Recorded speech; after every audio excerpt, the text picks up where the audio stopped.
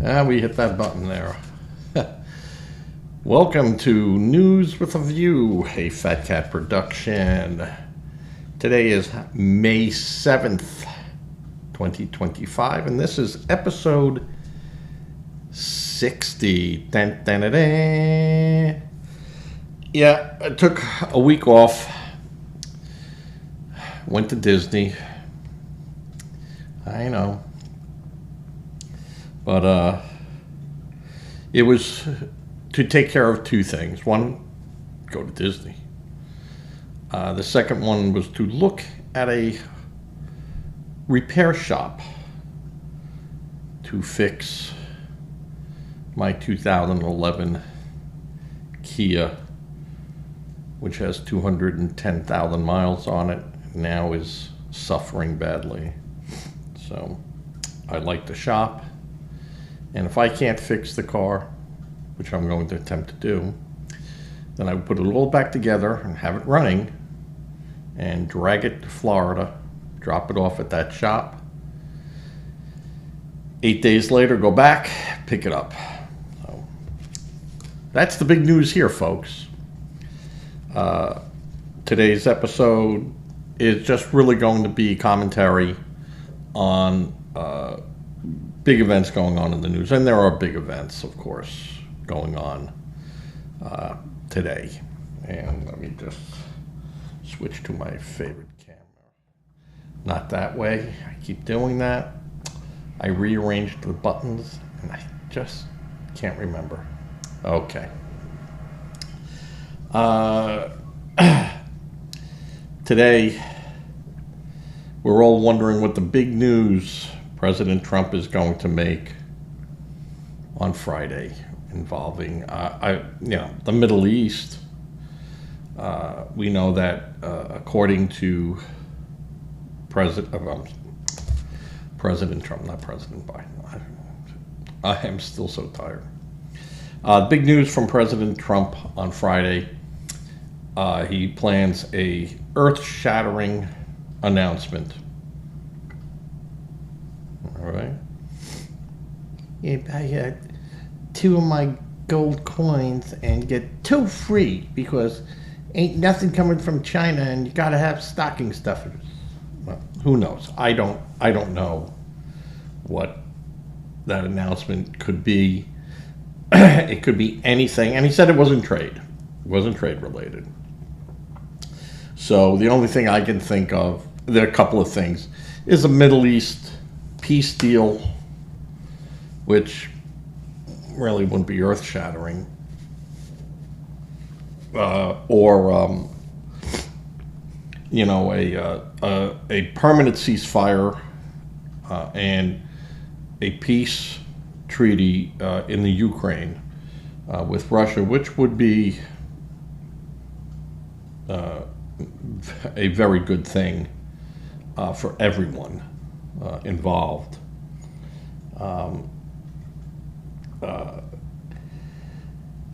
Though I don't see that happening. The third thing is that Trump was going to announce that aliens have been among us, and he's going to make that announcement. And not illegal aliens, though theoretically I would say they're illegal if they came from another planet or solar system. What do you think that chance is? Bob, even you can't believe that, even with the amount of vodka you've been drinking. So, so we're all wondering what that big news is going to be. I apologize for a lot of noise going around. One, I have my fan on above me, and people are power washing their houses in my community. So, and just on a side note on why I went to Florida and I had just been there 3 weeks before this. They were doing street repairs here, and I wouldn't have been able to do any of my daytime stuff, and at nighttime it's difficult, to do my show. So I just decided, pull up stakes and go. But getting back to the big news with Trump. I think it has something to do with the Middle East. Maybe he bought Gaza. I don't know. Or maybe he bought Greenland. Who knows? Big news. And for Trump to tout big news, it has to be big news. The other, of course, big news today is India-Pakistan conflict. And this is, of course, bloomed because of the murder of 28 people, tourists from India in the disputed Kashmir area by rebels supported by the Pakistani government. India launched some raids on known suspected, go that route, targets, terrorist targets. Pakistan claimed they shot 5 airplanes down. India denies it. I'm sure there were some losses. Pakistan has some really good weapons.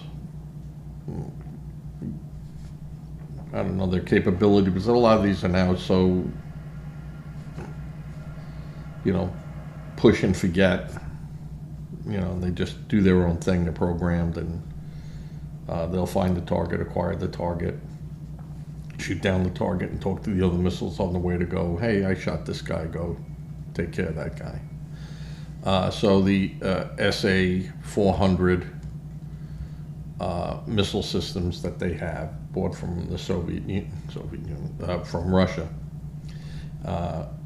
and they have some Chinese made to both sides. I mean, we supply everyone. Russia supplies everyone. China supplies everyone.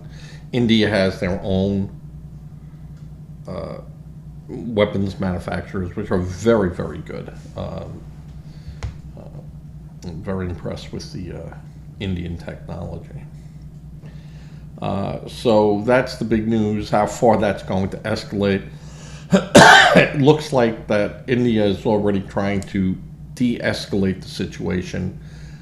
I don't think that's going to happen.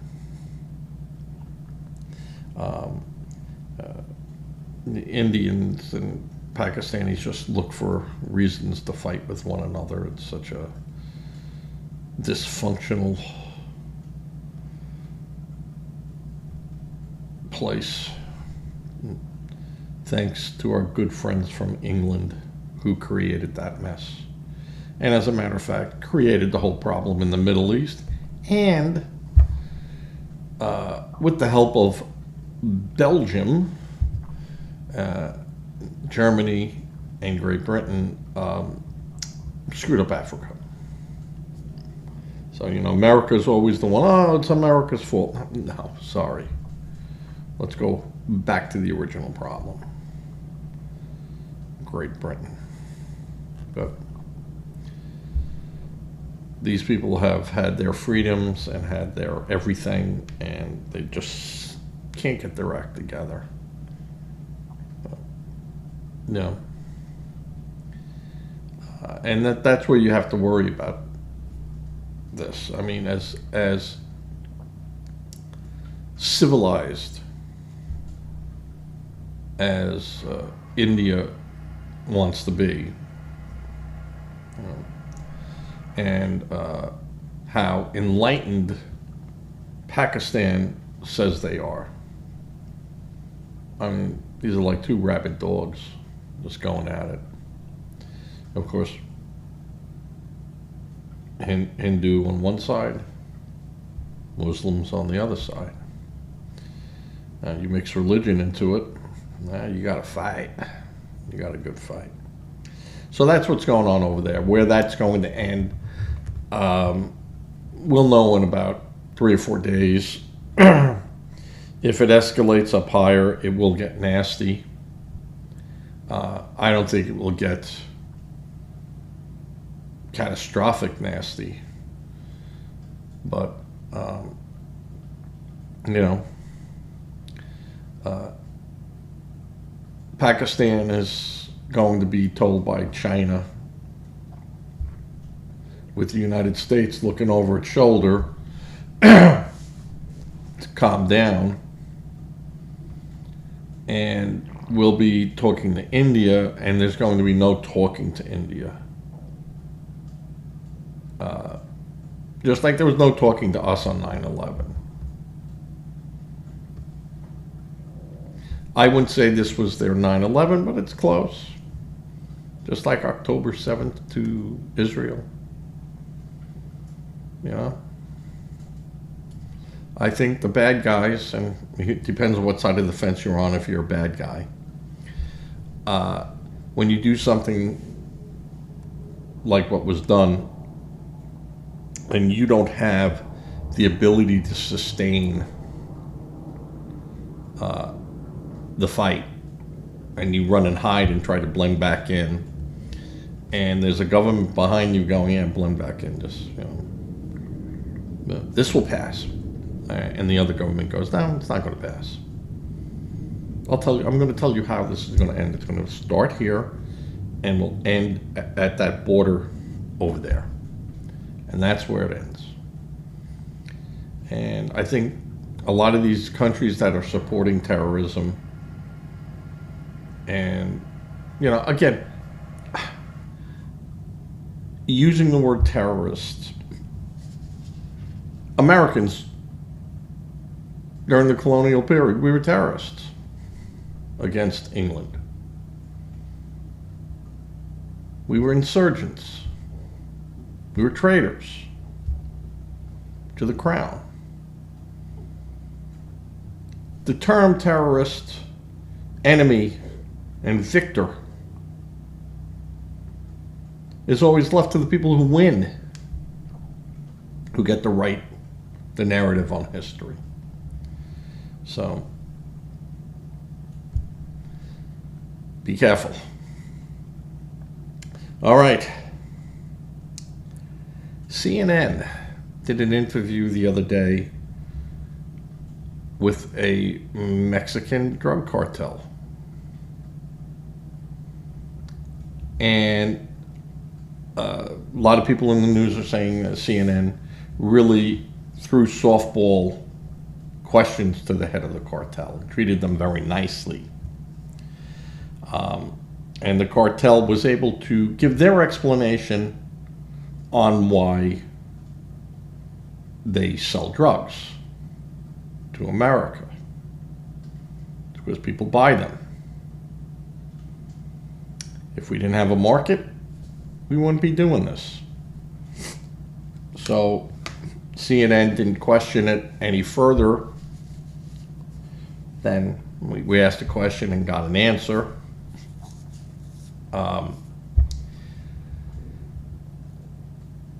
The cartels are obviously extremely concerned about, you know, President Trump's view on them and the Mexican government at large. Now, you have cartels, big cartels, and small cartels. Nothing happens in Mexico without it going through the government. And does it go all the way up to the presidency? But nothing happens in Mexico without the government, without the military, without everyone else, the police, and being involved. So there's just so much money that how can it not happen? I think you'll have, I think the cartels are kind of worried dealing with the government where, you know, the big cartels are shoveling a lot of money in their way, you know, and they'll sit down and go, hey, you know what? Pepe over there, he's always been a pain in my ass. And I don't go over there and squash Pepe because you have a connection to Pepe. And if I do that, then I sour my connection with you. And out of respect to you, I don't go after Pepe. But if I'm giving you $250 million a year and Pepe's getting you maybe 15 or 20 million a year, and we need someone to present on a platter to President Trump to go, we're going after these drug cartels. Well, give him Pepe. And I'll kick in the difference that you lose from him. But I get his territory. I get that. And I get carte blanche and, all the perks that come with it. You don't think that's what's not going on in Mexico? South America? Texas? All over? The money is so crazy. And the logic that these cartels use, they used to be very violent. But they kind of matured up a bit and said, we're not going to be violent. We're just going to offer money.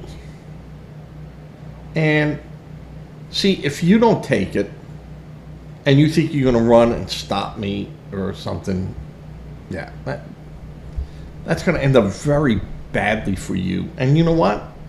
I just go to the next judge on my list here that I know is, well, he's got some issues. There's some things going on, and I'll go to him or her, and I'll make the deal with her. A deal is going to be made. Money will exchange hands. Product will be moved. And when you work for me, I have all these other strings of protection for you. I'm not going to leave you out there hanging. You're not going to leave me out there hanging either. But I'm not going to leave you out there hanging. And this will be very nice. And when you want to retire from it and move on, we'll talk. You find me someone else, or you get connections. Adios, amigos. The drug business is just so profitable that it's almost impossible to stop, because the lure, smuggler's blues, the lure of easy money.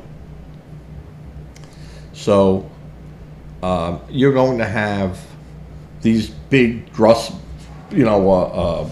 busts where, just today Bondi announced largest fentanyl bust in our nation's history.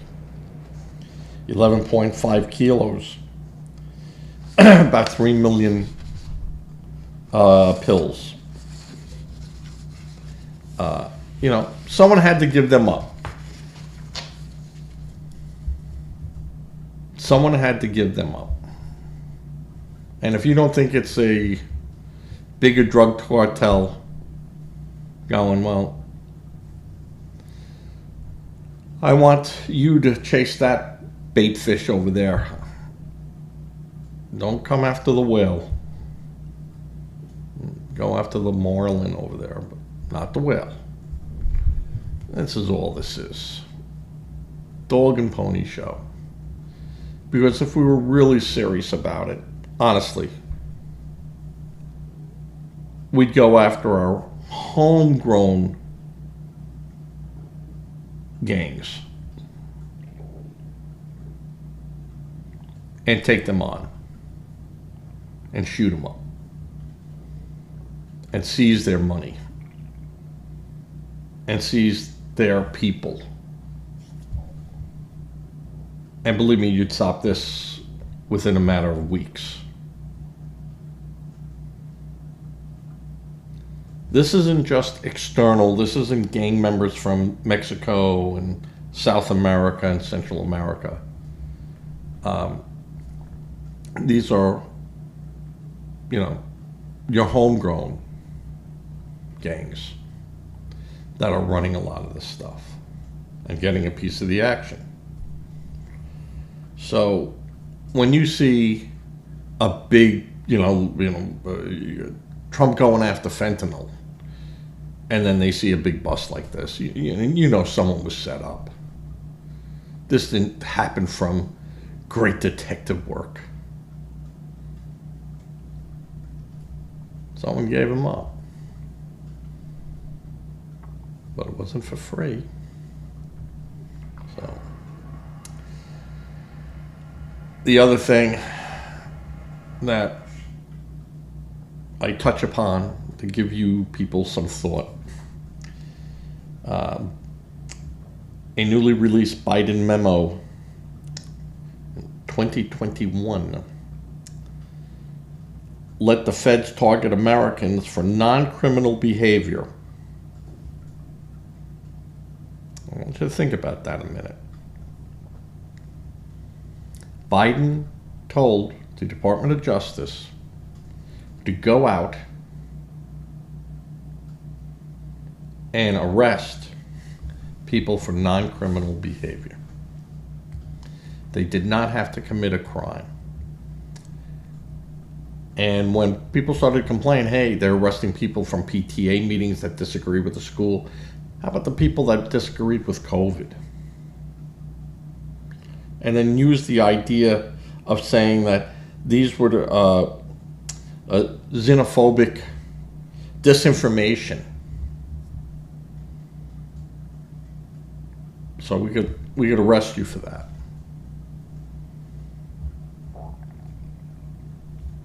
Where were you Democrats screaming about democracy and our constitutional rights then?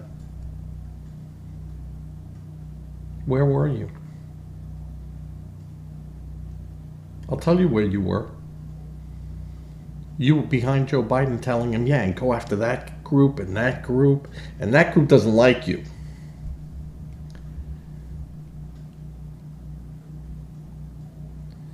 Now, I tried to hold my emotions on this, on a lot of these topics, and it does sometimes spill over. This is one of the times when it spills over.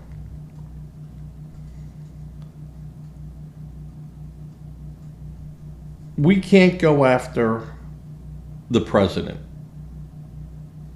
meaning Joe. Can't go after the ex-president because he did this while doing his job as president. And Trump was the one that forced that for the Supreme Court to say you could do that. But if this would have gone where Trump didn't do that and then tried to get Biden would have done the same thing, and they would have won the same argument. So that doesn't really matter. But it's where the other people down lower on the totem pole, these are the people that should be brought. And if not for anything else, to expose it and to say it to the public at large. And I'm hoping that this information gets out there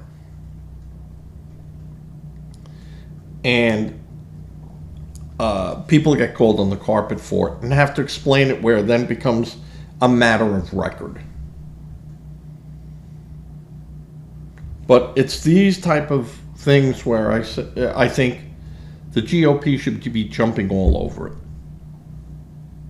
and building ad campaigns for 2026 and 2028.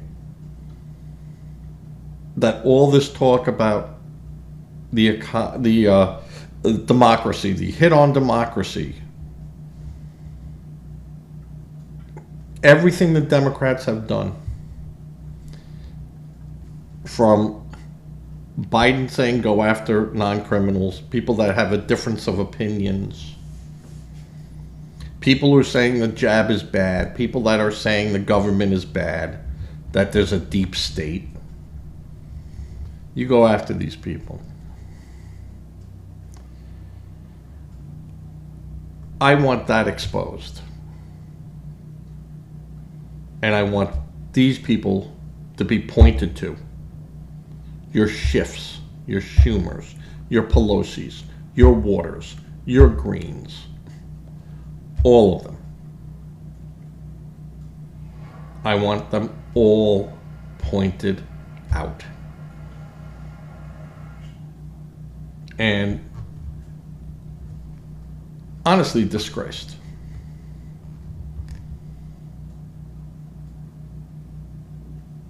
Biden's going around, doing interviews. He should be called out on that.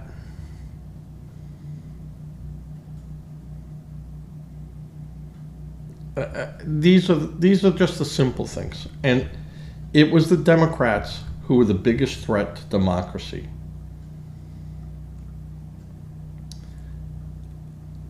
Not Trump. Trump is the biggest proponent of democracy. Because by him making you challenge him in a court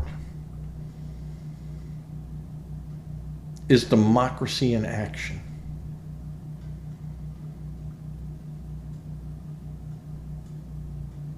Letting the courts, taking things up and then taking it up the food chain, in essence, of the legal food chain, to a conclusion, is our democracy in progress. What Joe Biden did here in a memo was the complete opposite of democracy.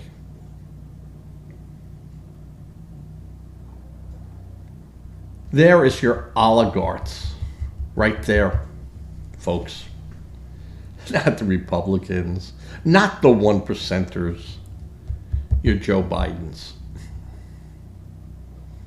And if you can't see that, and if you can't recognize it, then you don't understand what a democracy and what a republic is. Honestly, you don't understand. Somehow our school system has failed you.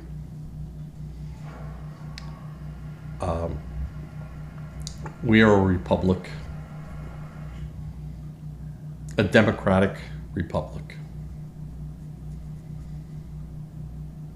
And this is the stuff that we pointed out years ago, saying, how are they doing this? How are they allowed to do this? Why would they go after PTA members? Why would they go after Catholics who were anti-abortionists? How were they allowed to go after them? Why were they allowed to be gone after? We have a freedom of speech. We have a freedom of expression. How is this possible? Well, it was possible because Biden ordered them to do it. With the full support of every one of them around him. Every Democrat around them.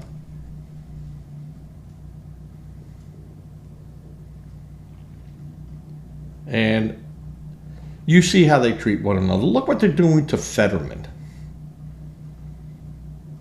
2 years ago, Fetterman, oh, no, this is a great guy. What are you talking about? He had a mental health problem, and he's dealing with it, and he's getting his help, and all you people want to do is destroy him. Well, when he turns around and then says, hey, Democrats, you're wrong here. You're going down the wrong path. What are you doing over here? Now oh, he's crazy. Oh, we got to get rid of him. He's unfit. And when it was said about Joe Biden, he's unfit, there's something wrong with him. Oh, we were terrible people. Well, what horrible people. But we were right. Now, are you right about John Fetterman? I'm not a doctor. I'm not his doctor. And if there is something mentally unstable about him, or he's having a relapse, or he's not taking his medication as prescribed as he should, then that's for his family and for his doctors to intervene, and then for people in his party, without saying, well, because he spoke out against us or this, to make that call for health reasons. Should he resign? No. Why should he resign? If he's having a crisis and it's resolvable through medication and maybe a 3-week hospital stay, it'd be no different if he had open heart surgery and was incapacitated, or cancer surgery that is correctable, but he's going to be hurting for a while. So in this case, people are worried about his mental abilities. Well, he takes a break for 3 weeks and then get a reassessment, and then let the people around him get access to that assessment if he wants it. He's allowed his privacy. I mean, it would make it harder for him, but he's allowed to do that. Why not? But this is where the Biden memo let feds target Americans for non-criminal behavior. This is what an oligarch is. This is what a tyrant is. This is what a king is. This is what a dictator is. Not Trump. Who'll make jokes about it. And, liberal, look what he said. He's going to be a dictator, but just for one day. No dictator. It's like being a little pregnant. Just stop it. Stop it. Democrats, I say it and I'll keep saying it. You lost. You lost the Congresses and you lost the Supreme Court years ago. You know what you are now? Other than slowing things down a bit, you're irrelevant. You are irrelevant. And you know how you become relevant again? By getting on the bandwagon. You don't have to support everything the president does. I don't support everything the president does or the GOP or whatever. I don't support them like that. But if I support 51% of what they're going for, all right. Now you look at your Democratic numbers right now, and what are you polling, 21% approval rating? That means 79% of your supporters are in limbo? No.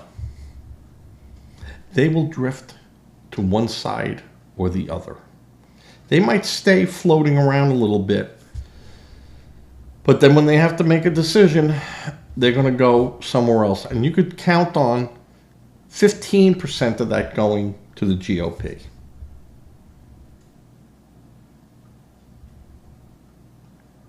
And when you start thinking about that and you go, well, that's only 15% of the people that, the president only won by, 1.6% of the overall votes. So you lose 15% of your base going the other way. You're not winning anything. You're not going to win anything. You will actually lose people that you thought you weren't going to lose. Because you look at how tight the race was in New York.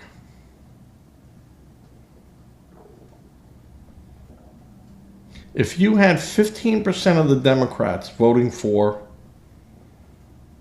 Trump that were in New York, Trump would have won New York. Just look at the election in New York for the governor. She only won by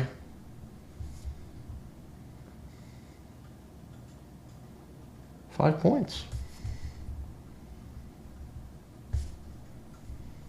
So there's a lot of seats in play. And you guys are doing a terrible job of trying to keep it. Schumer's absolutely horrible.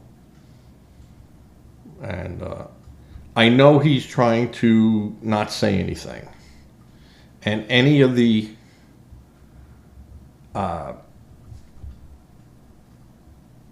senior Democrats know the best thing to do is don't say anything. But you got your younger ones out there barking away. Barking away.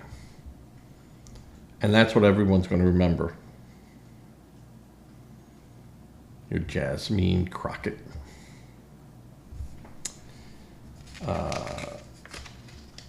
Littia James, who's in the news again. I'll hit her now. No, I'm going to wait on that for a second. I'm going to go more with the district courts block Trump. Federal judge in Rhode Island halted some of the cuts at federal agencies, and another in Manhattan blocked him from canceling unspent aid intended to help schools recover from COVID-19. So the schools banked the money in New York and Manhattan and never spent it as they were told to spend it, and just kept it for a rainy day. Well, that money comes back to the government. The idea is use it or lose it.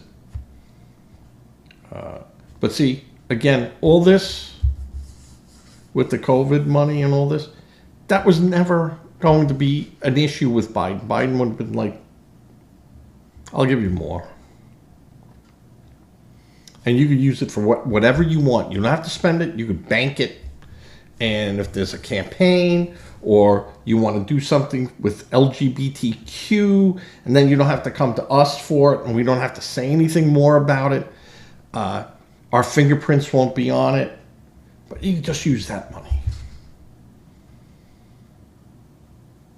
And then, Daddy doesn't have to ask you what you're doing with your allowance. Now, you guys think we're that stupid? That we wouldn't figure this out?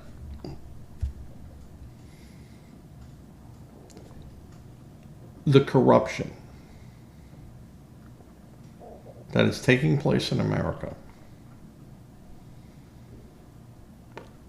by the Democrats and some Republicans. Oh, you cannot tell me Republicans there aren't Republicans there taking their cut. Doesn't work that way. The Republicans are not Robin Hood either. I will not get fooled by that. money knows no party loyalty. So, but this is all basically, a lot of this stuff is coming out. There was just something that Doge had found, that some African charity that we've been giving money to, the head guy refused to let Doge in there to look at the books. Well, we got to take a look at the books, and you find out allegedly that this guy was writing checks to organizations, and they were writing checks back to him that he was profiting from. And there was a lot of that. A lot of that. You had a lot of these senators and congressmen that had their own little help organizations out there run by their daughters or their sister-in-laws or brother-in-laws or wife. You know, using a name, using a maiden name, you know, all legit, all the paperwork filed. I'm not saying they were doing anything that wasn't done. If they were a 501c, they were fulfilling their obligations of the 501c. You know, unless proven otherwise. But most of them, you know, were charitable groups and they gave money out. But then you start looking and you find that the wife or whatever, or the daughter or something, was getting $300,000 a year from that charity. Or the charity was then going through buying everything only on a non-bid basis from a brother-in-law or cousin or brother or sister.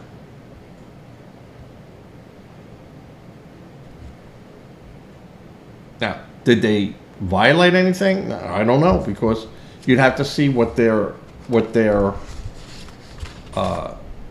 bylaws say, that, you know, anything that goes out for X amount of dollars has to be put out to a bid, you know, or explain why it's not going out for a bid.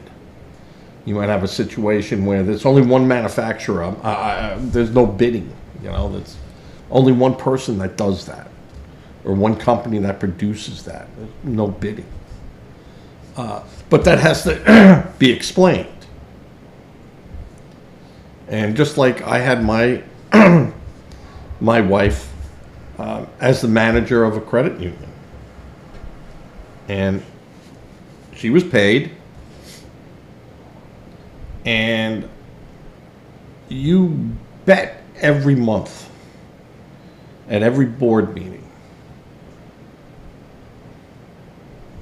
that I was at, her salary, what she was paid, was approved and discussed. Any raises or any compensation, I removed myself from a vote. I removed myself from the meeting. You guys discuss it. Whatever you guys come up with, that is what the group says. And I said, do not use friendship, loyalty, anything. And it was very good. And we had that all in the minutes. And when examiners would come in, they got to see it. They'd question, they'd look. Because that's what they're supposed to do. It isn't, you know, we don't trust you or something like that.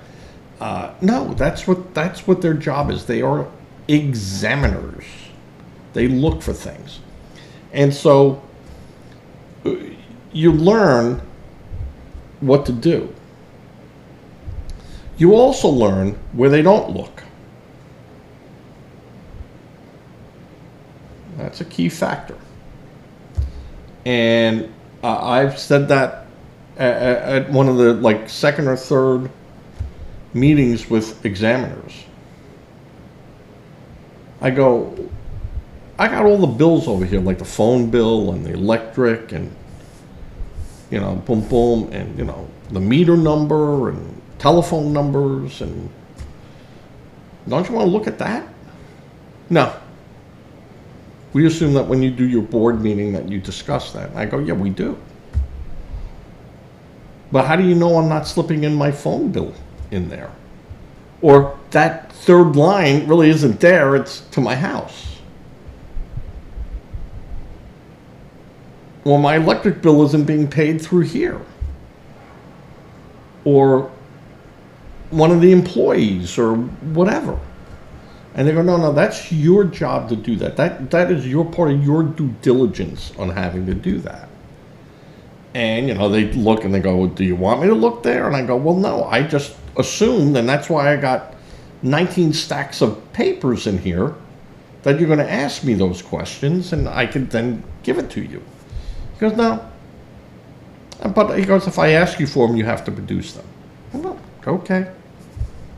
No one ever looked.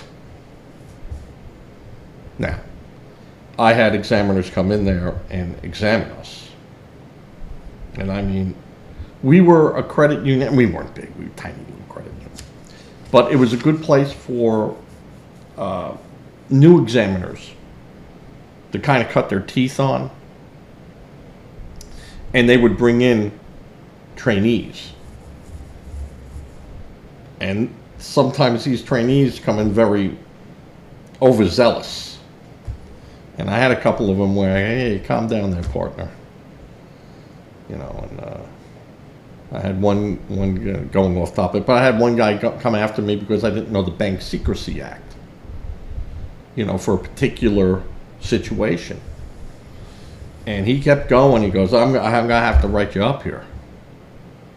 And he goes, this is a biggie. This is going to cause a second examination to come through. And I'm going, hey, you write what you need to write. And we'll discuss it during the exit conference with your supervisor. That's all. This is the way this gets done, son. So you find something, you can report it, you could look at it, you could ask me if I don't comply, blah, blah, blah. Yeah, do it. Come the exam meeting, they're reading it and the examiner's looking at it and he goes, well, And of course the examiners too, they're going to circle their wagons around their guys. And I picked that. And he goes, well, and I go, yeah. That's for a credit union that's $50 million or more. I'm $9 million. I don't have to follow that rule.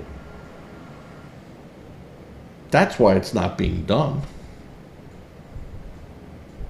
Because I don't have investments like that. And my bylaws my internal bylaws expressly forbid us from going into those types of investments because we're not a big enough credit union to sustain, keep it at capital market values. And this guy, well, he's right, so we got to remove this, which means you got to remove 22 pages that you wrote. But it was a good exercise. And the guy thinks, yeah, you could have told me, and I go, my job is not to tell you. My job is to answer your report. And the examiner looked at him and goes, I'll stop him when he's wrong. And, we all had a good little chuckle. And I go, I don't hold that against you. You did your job, what you thought you should do. And I go, my advice to you is better to be corrected than just go, well, I guess that's kind of right. Better to be corrected. Because this stuff will come back and bite you years down the road. So, yeah. But this thing with Biden and the courts now going after, Trump stopping him from taking money or cutting agencies. The management rights of the federal government allow the agency heads to make all those decisions. Now they're going to turn around and go, well, that's Trump telling the agency heads. Yeah, because they all work for Trump. It's called the executive branch. Yeah. The tail don't wag the dog. And this is what the Supreme Court is going to come down and go, no, hey guys, no.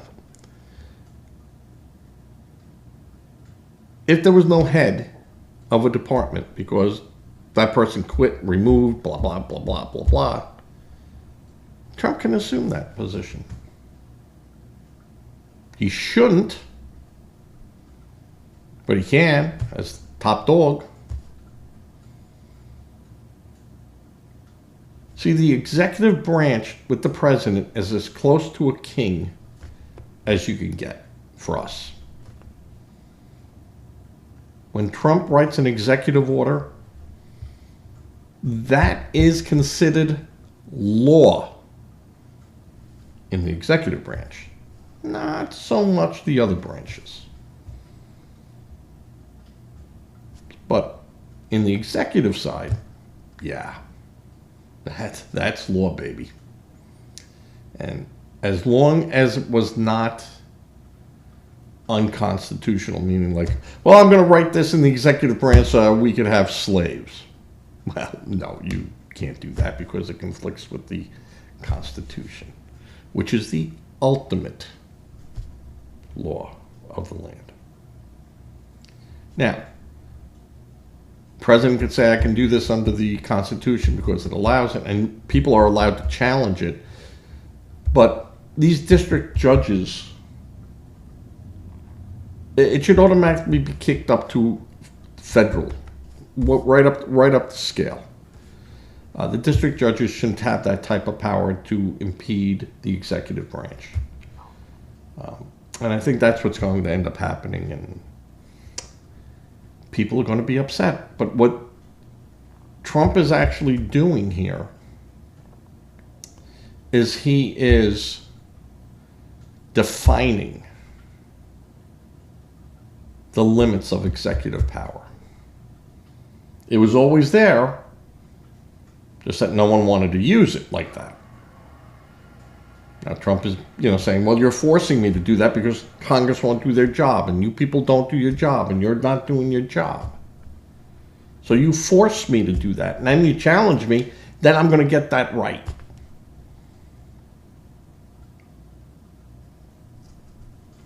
And you're going to say, I'm a king. I'm not a king. I'm exercising my executive privilege that the Constitution has allotted me since day one of the Constitution. All right. We're going to go right over to the Littia James. Of course, she's been accused, but no formal charges. Not that nothing has been done.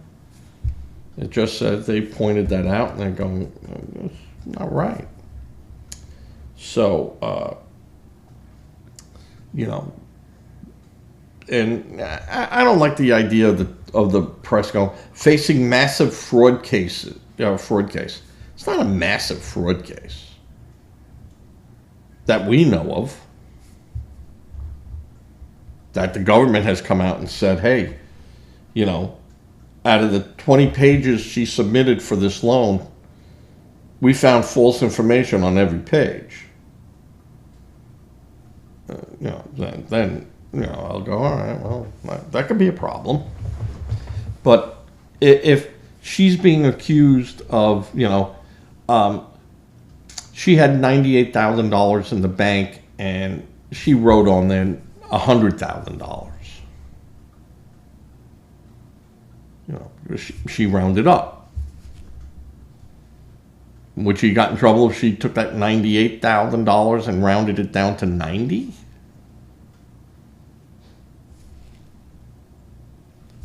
So I don't have an instance of problems like that. I mean, I worked with loans, and you come within 20% of the ballpark number that you're supposed to be at.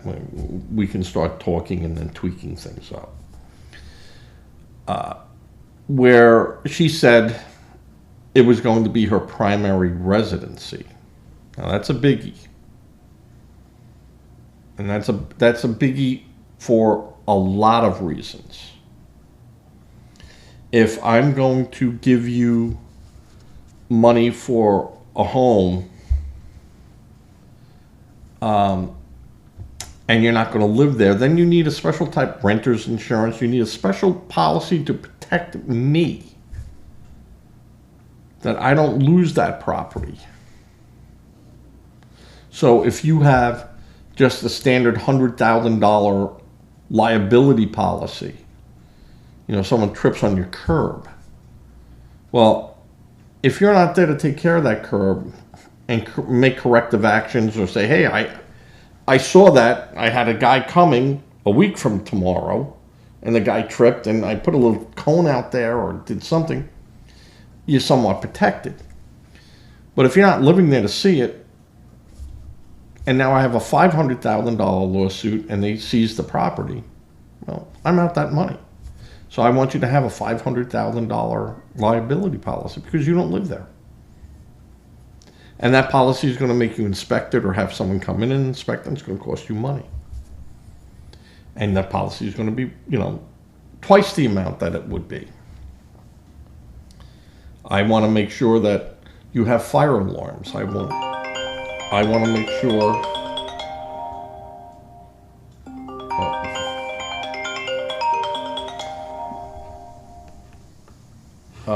So I'm going to want to make sure that my investment in your property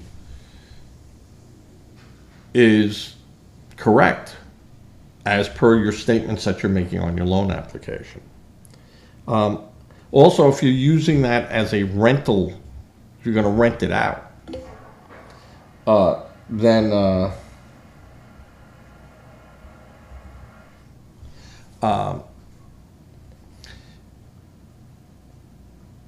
then you're making money from it.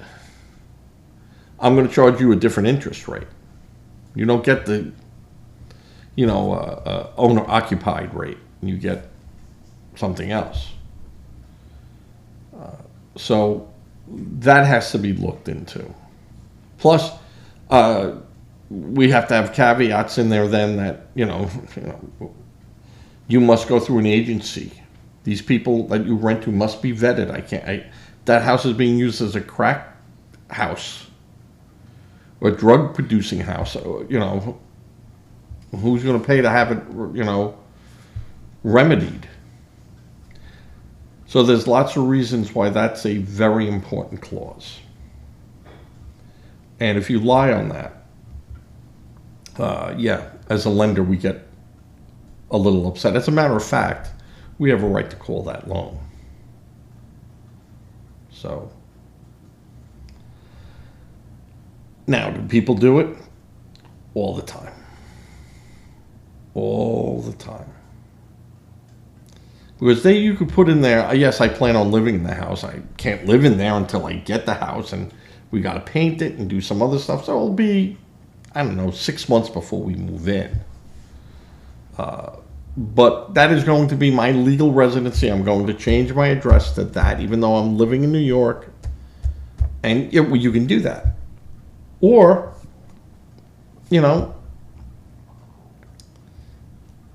happenstance. Situations that are beyond your control. Yeah, I own the house. I was going to live there because I was taking a job there. I got a job now in St. Louis for the same company. They're putting me up in an apartment there and paying for it all. So I'm not going to be living in that house. But because I got to get car insurance and everything, I got to change my residency. And that's happenstance. Just like it says, happens. And a bank would go, okay, but just tell us what you're doing with the house. Well, I'm going to stay empty, or my cousin's going to live there or something, and payment's still coming out of my thing, and good luck. And that's it. But when you misrepresent, knowingly misrepresent, and if you look at the bottom of any of those applications, it says, I attest the information contained here is to the best of my knowledge correct. It's done for a reason. and find something under penalty of a law. Now, what they're going to go after her with, not about the 1983 thing that she did and where she listed her father as her spouse. There's not much they can do about that. But they can present that as evidence as to her being untrustworthy in filling out these applications. Now, it's hard to say I forgot I wasn't married to my father.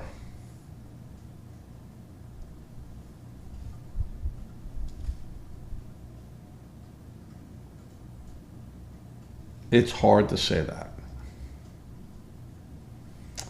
And I think this will show a propensity for her not to be forthcoming. And that's going to be a problem for her when it comes down to her. Nothing's really going to happen other than she is going to be found guilty of, a minor little thing here. But then what comes up is her ethics. She's going to have to answer questions. And if she does not answer them honestly, or she's evasive, or tries to mislead, there will be a question of her ethics. And that's a big one. Mostly for a lawyer. I stated this before, and I'll repeat it again. First thing they teach you in law school, first course you're going to take in law school, will be ethics. That important. All right, so that's what's facing Littia James. Now, as Jasmine Crockett, I think yesterday, someone photoed her at the airport getting preferential treatment in front of disabled people in wheelchairs to get on an airplane, and they said she abused her position in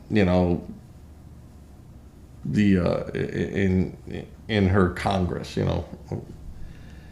Yeah, really.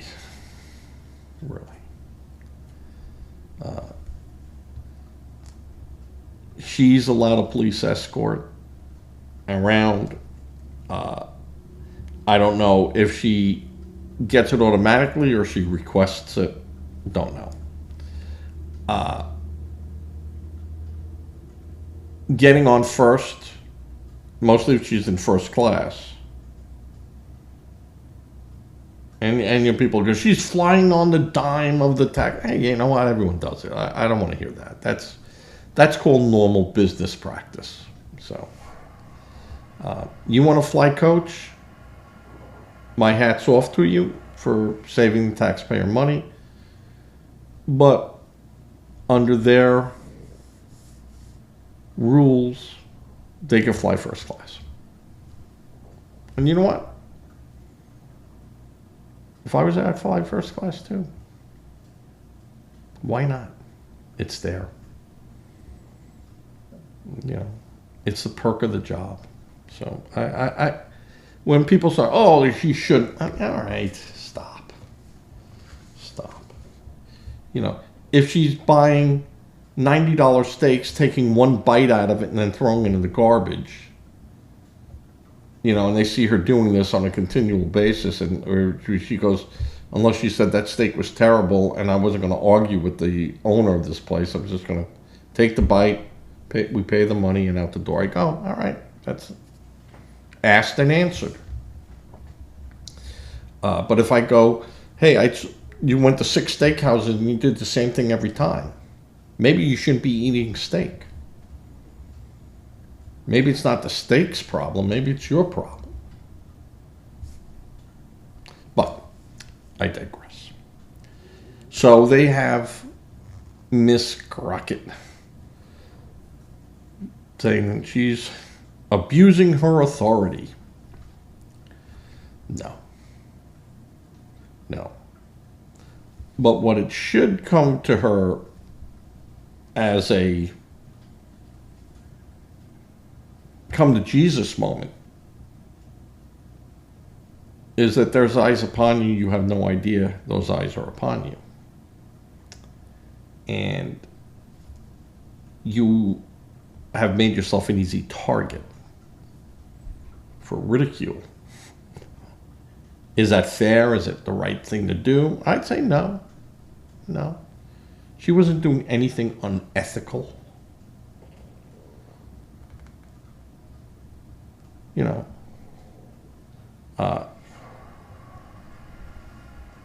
making fun of a person in a wheelchair.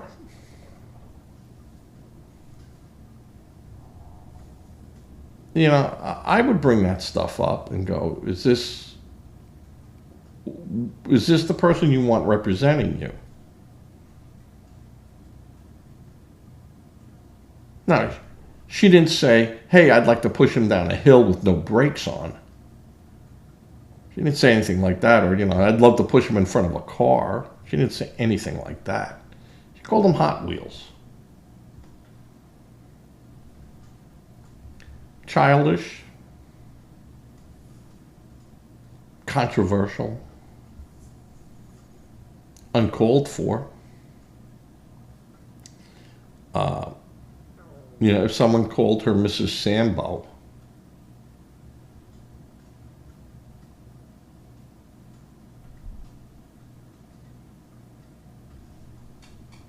would she have a problem with that?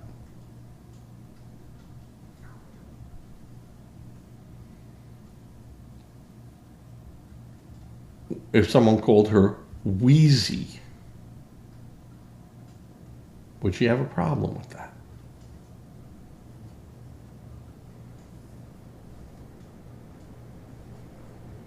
No. So, she has, I don't know what her motivation is with it. I don't understand that, but that is just the party of the left. That's what they do. The ones that scream the loudest about racism and inclusion are the people that have broken it the most amount of times. So, and there's proof right there. Proof right there. All right. So, that was my little rant today on that. Now, of course, I have in here the China trade talks. And that came up today too. That China and the United States have agreed to meet in Geneva to discuss not only trade but deteriorating relationships. And everyone is, you know, I keep reading the paper where they're saying, you know, Trump's in big trouble with this. If we don't do this, well, you know, no. It's China that's in big trouble. Because if America doesn't put their orders in for the holidays by July 1st, there is no way China's going to be able to deliver on that for the Christmas holiday. They just can't they can't ramp up that quick. Because remember, you're going to need like 120 days and then 60 days for distribution. It's cutting it too close. So, you know what's going to happen? Walmart, Target, Kroger's, you know, whoever, whatever department stores are left, chain stores, Dollar General, Dollar Tree, Dollar, blah, blah, blah. They're not going to be putting orders in because they're not going to get them. And they're not going to sit with Christmas bulbs and ornaments and fake trees and sweaters and games that are going to just sit on their shelves. It's just not going to happen. And yes, there are some goods that we're not going to be able to get either. I mean, we're not going to be able to stuff those stockings. You might not be able to get a new wash machine. You might have to get your wash machine fixed or buy a used one. But you'll be able to get it. You know, might not be the one you want, but you're not going to be without. Who's going to be without? China. Because we'll be sitting on our money or credit cards or whatever is still going to be waiting to be, buy something. Just won't be from them. So who loses here? We, as Americans, are inconvenienced. And we might have to do with only, hey, I got to wear those sneakers an extra month or two. Or instead of spending $150 on them, I got to spend $400 on them. And if I have the $400 to spend on it, then I pay the freight. If not, I wait.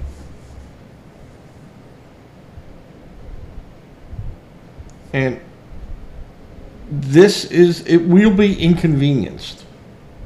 And I'm sure in other cases, people will be actually out. I mean, there will be shortages where people will need things that we just won't be able to get at a reasonable price.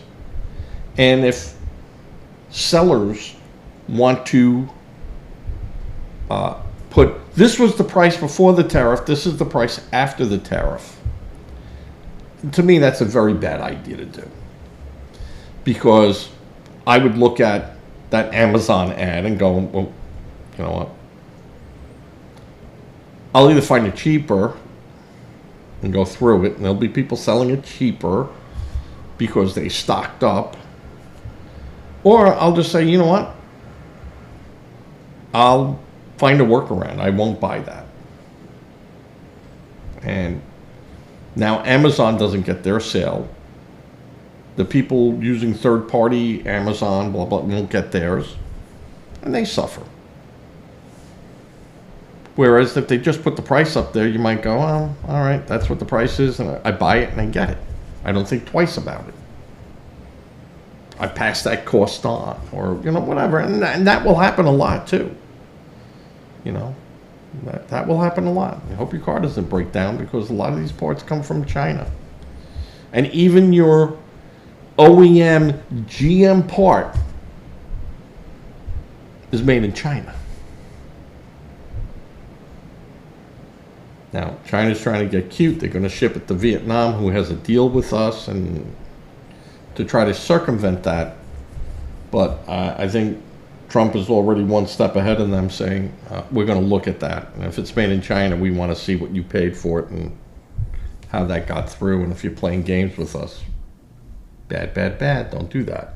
So, but I think that within a week or two of talking with China,